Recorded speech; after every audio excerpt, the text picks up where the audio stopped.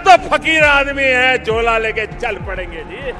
হিন্দুত্ববাদী সাম্প্রদায়িক রাজনীতি করে ঝড় তুলে 2014 সালে দিল্লির মসনদে বসেছিলেন গুজরাটের দাঙ্গাবাজ খ্যাত নরেন্দ্র মোদী।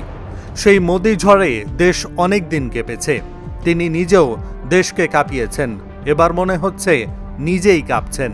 2014 ও 2019 সালের নির্বাচনে একক সংখ্যাগরিষ্ঠতা পায় মোদীর বিজেপি। তবে 2024 সালে বিজেপি পায় 240 আসন, হারায় একক সংখ্যাগরিষ্ঠতা। অবশ্য এনডিএর মাধ্যমে ঠিকই ক্ষমতায় থাকেন মোদী ও তার দল। সবই জনসমর্থনের কারণে হয়েছে এমনটা নয়।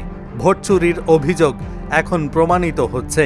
গত 11ই আগস্ট বিরোধী দলগুলো প্রমাণ করে দেখালো ভোটার তালিকা সংশোধনের নামে নির্বাচন কমিশন ক্ষমতাসীন বিজেপির অসৎ উদ্দেশ্য বাস্তবায়িত করছে।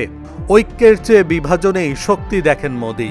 ক্ষমতায় বসার পর থেকেই সারা ভারতে মুসলমানদের টার্গেট করছে বিজেপি। আরএসএস সহ কট্টর হিন্দুত্ববাদে বিশ্বাসী দলগুলো। তাদের খুশি করতেই নতুন ওয়াকফ আইন করেছেন নরেন্দ্র মোদী। সম্প্রতি বাংলাদেশ ভারত সীমান্তে ভারতীয় নাগরিকদের পুশ ইন করছে ভারতীয় সীমান্ত বাহিনী। অনেক ভারতীয় বাংলাভাষীকে জোরপূর্বক বাংলাদেশ সীমান্তে ঠেলে দেওয়ার খবর পাওয়া গেছে।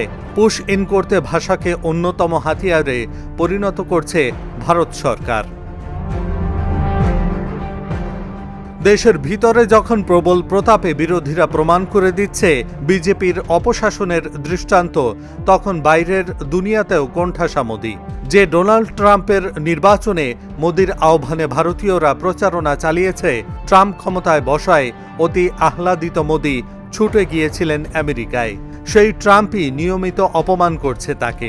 মাই ফ্রেন্ড, ইন্ডিয়ার friend mister Donald Trump. Pahalgam ঘটনায় পাকিস্তানের বিরুদ্ধে যুদ্ধে গিয়ে জিততে তো পারেনি, উল্টো অপমানিত হয়েছেন রাফায়েল যুদ্ধবিমান হারিয়ে, জানিয়ে ঠাট্টা করছেন ট্রাম্পও।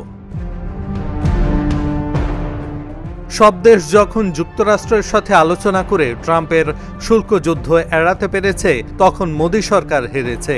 মার্কিন নিষেধাজ্ঞা উপেক্ষা করে তেল কিনে ইউক্রেনের বিরুদ্ধে যুদ্ধে রাশিয়াকে আর্থিক মদত দিয়েছে ভারত।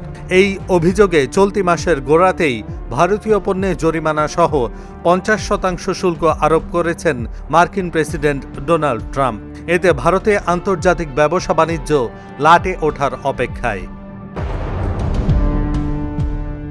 এখন মোদী চীন ও রাশিয়ার সাথে সখ্যতা গড়ার চেষ্টায়, কিন্তু যে বাণিজ্য হারাতে বসেছেন তা ফিরে আসতে সময় লাগবে বহু বছর। এহসানুল হক, ঢাকা জার্নাল।